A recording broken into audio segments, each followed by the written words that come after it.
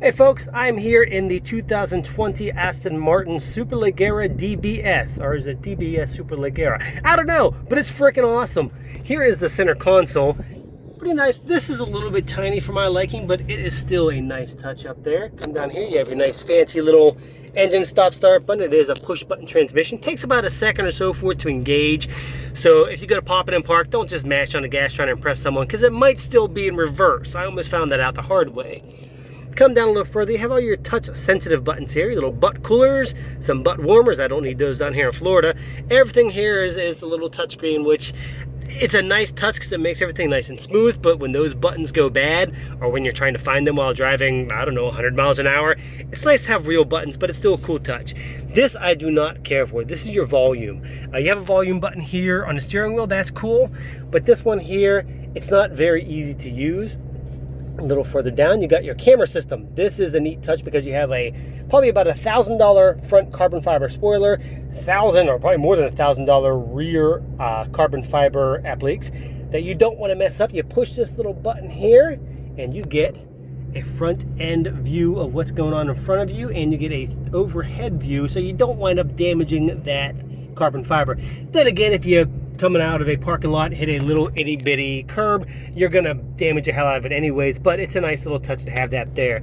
The one thing that I found I wasn't quite fond of is the infotainment center setup.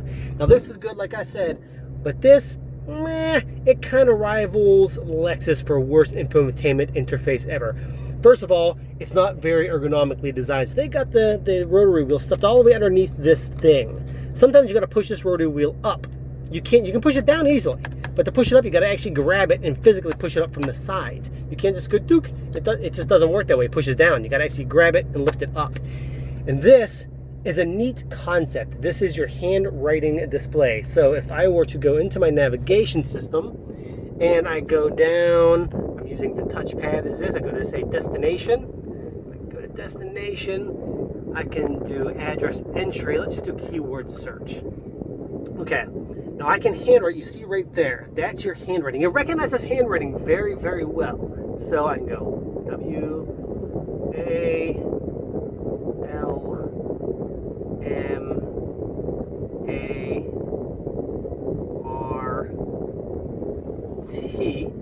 You see, it recognizes it pretty well. Now when it comes to actually entering this, you have to actually hit the little rotary knob up, and then it goes to your alphabet, which I could have just gone in there and entered it with the knob, but okay, you go in there, you scroll over, and you bang on OK, and then it comes up. Okay, now this is neat.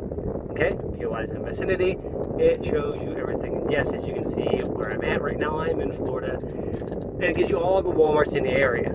Now this is nice, but I don't like the fact you have to go through the extra step of grabbing the knob and going up. You should just be able to tap it and it goes. There should be an enter button or something down here, but you can't. You have to enter it there, then go to the toggle wheel and scroll all the way over to OK and click OK.